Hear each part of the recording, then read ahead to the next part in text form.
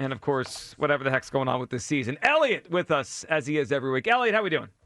Man, I'm glad to hear Kyle is also an advocate of the positivity bunny by playing that song. I'm so all positive over here. we need all the people we can get right now on that train. Yeah, you do. Well, because it's been one week in, it didn't go great. All right, Elliot, let's address the big one first, and then we'll kind of unpack everything else. Elliot, this morning on the morning show, Nick Sirianni and with Cameron Ritchie asked the question many are wondering, which is at some point, if this doesn't turn around, would the Eagles pull the plug on Jalen Hurts, put Tanner McKee in? Elliot, Nick Sirianni said the idea is ridiculous. Your reaction to the whole thing?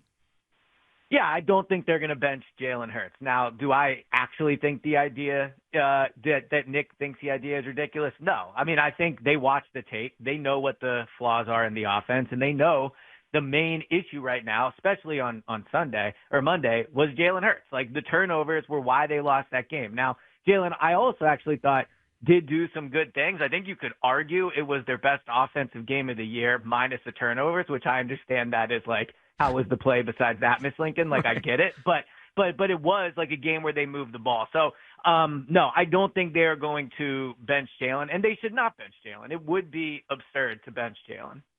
Elliot, what do you think it goes into a decision like this? I mean, you've covered the team for a long time now, and you've seen different elements. Now, this one is probably would be the biggest one, considering what he's accomplished here, and he still has a long-term deal. But, like, what do you think is, if they had a chart or a pie chart of this goes into it, that goes into it, how much just is, hey, he's not playing well, and the guy behind him could help us win, versus all the other stuff that goes into a decision like this if we get closer to that?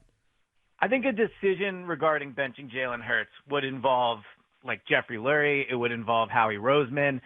It would obviously involve Nick, but I think it's a decision that would have very little to do, honestly, with this season. I think if they bench Jalen, it's because they're comfortable moving on from him this offseason. I don't think they would ever bench Jalen in an attempt to save this year. If they were to bench him now, I think, and I don't think they will, to be clear, but if they were going to, I think it would be Jeffrey and Howie and Nick deciding that maybe they do want to see what Tanner McKee can be as their quarterback. And I think then you would probably see them trade Jalen this offseason. So if they were to make that type of decision, I think it is not one that would be made without Jeffrey Lurie being very involved. All right, next one I have for you, just based on the way you answered that. Independent of the idea of benching him now, just move that aside. What percentage would you put on Jalen Hurts being the Eagles starting quarterback in 2026 as of right now? I would put it at 93%. I was going to say 92, but I went down a percent. Like, I think that there is a chance they trade Jalen just because the contract thing is going to be a thing this offseason. Jalen Hurts is in line for a new contract. He's arguably in line for a raise. I know that's tough to hear now because he's not playing well, but, you know, he didn't get a new contract after he won the Super Bowl. Nick got one. You know, other people in the organization got one. Saquon got a thank you check. Like, Jalen didn't get that, right? So Jalen has the ability this offseason to go to them and say, it's my turn, right? If you look at where he ranks around quarterbacks in the league. And if they decide at that point they don't feel like cutting him, you know, a new $100 million check, then I think you could potentially see them explore or see Jalen's camp explore if other teams are willing to pay him that. So that's why I would say, yeah, like 93%, he's the guy. Elliot, you mentioned at the start here you thought that you saw some good things amidst the turnovers on Monday night, and they moved the ball and they had a decent amount of yardage. Obviously, the points weren't there, mostly because of the turnovers. But what did you see you liked, and what do you think that was? Was that just a good night? Or did you see changes and different things on the offense that we might continue to see? Because obviously, Sirianni's hands in the offense, that was reported, was before this game. And I got to put those two things together and think he's part of why it looked a little bit different this week. So I actually, in terms of the schematic stuff, I don't know how much Nick actually changed. You know, doing the Jordan Mailata show last night, Mailata brought up that they did some stuff in the running game that he feels encouraged about moving forward. I didn't actually leave the game feeling like as great about the running game as other people. They obviously had that one run that was kind of on a trick play. Outside of that, they had some good stuff early on, but in the second half, they didn't run it well. What I really came away encouraged with was the passing game. Like, I think the pass protection has gotten way better since it was in the beginning of the year. I thought it was very good. on Monday night. It wasn't perfect. There were certainly some snaps you can point to where they allowed pressure, but I thought they were very good. I thought Jalen had time in the pocket, and I thought Jalen made some throws that he doesn't normally make, like anticipation throws into windows of the field where it's not man coverage, it's not just a hitch throw, it's not a deep pass down the sideline, like throws into areas of the field with anticipation you don't normally see him make. So that was encouraging. And also, I will say, like, if you want to talk about big picture with that game, I don't think it should go unnoticed, or I think it's important that when they had to have it late, right? Like, for the most part, he made big throws when they had to have it, like the game-tying field goal. He brought them down the field in overtime. Now, obviously, he made the huge mistake at the end, and that is certainly noteworthy. But, like, I thought that if you want to feel encouraged about the rest of the year, I still think when this team has to have it, they're probably going to get it. Elliot Shore-Parks with us here as we unpack whatever the heck happened Monday night and look forward to this weekend against the Las Vegas Raiders. All right, Elliot, your thought now as they get back to work this week, because now they've put themselves in a difficult spot where they can't just expect the Cowboys to lose games. Their toughest game is probably over. The Lions lost last week. They have the Vikings.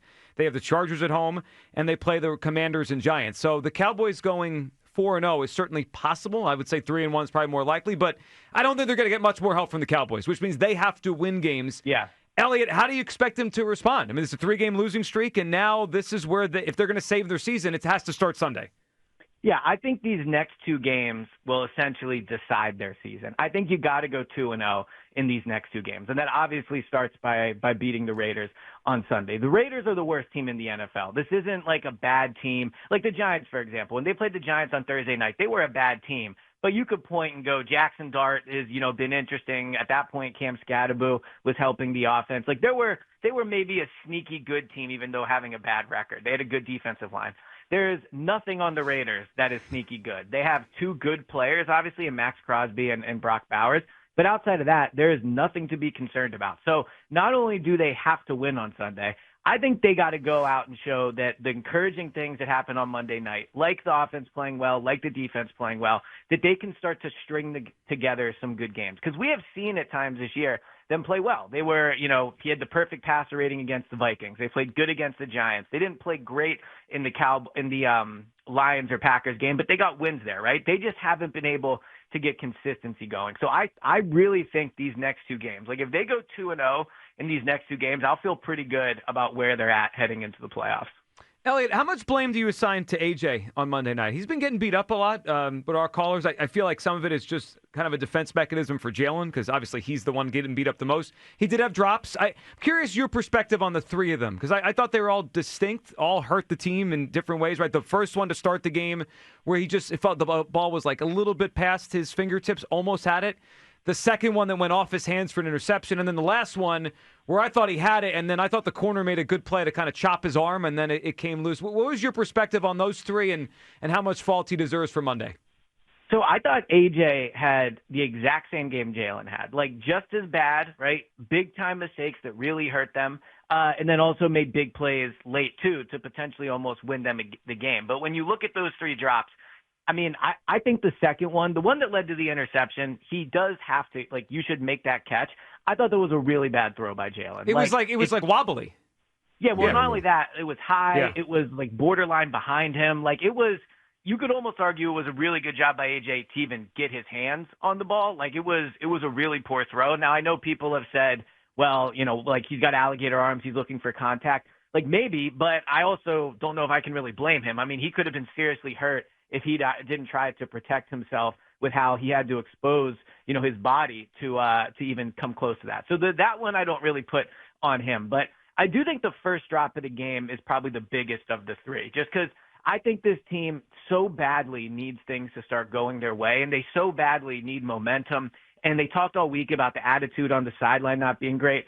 AJ catches that first pass, and I think there's a decent chance the game plays out almost completely differently. So the one in the end zone late was a good defensive play. I still think that's a pretty bad drop. Like he should have brought that in. But I thought the first drop of the game was like really hurtful to this team. It hurt. I agree with you. It changed the tenor of the game. Art Elliott, I'd be remiss not to ask to end this after last week with our debate. Can you give us your updated NFC power rankings after week number 14? Yeah, so I did release them this morning, and the Eagles definitely took a fall. They went from number 1 to number 2. Wow. So I think they're That's number massive. 2 in the NFC right now. I would still put them ahead of the Packers, the Lions, the Bears, the Seahawks for sure. The Seahawks remain frauds.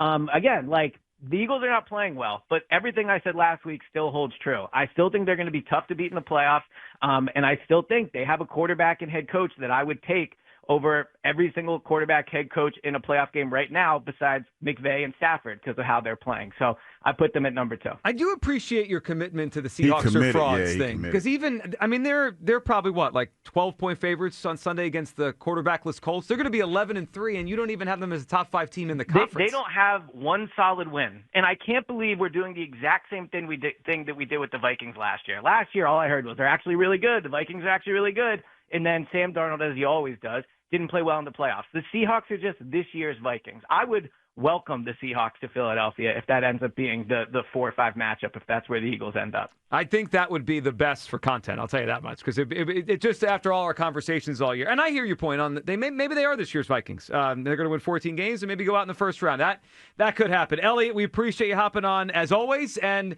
we will see you Sunday. I'm sure it's going to be. But one more thing before you go, and I'm sure we'll talk about the Sunday in the pregame show. What do you think the atmosphere is going to be like in the building? Because I keep thinking about that with Jalen and the crowd.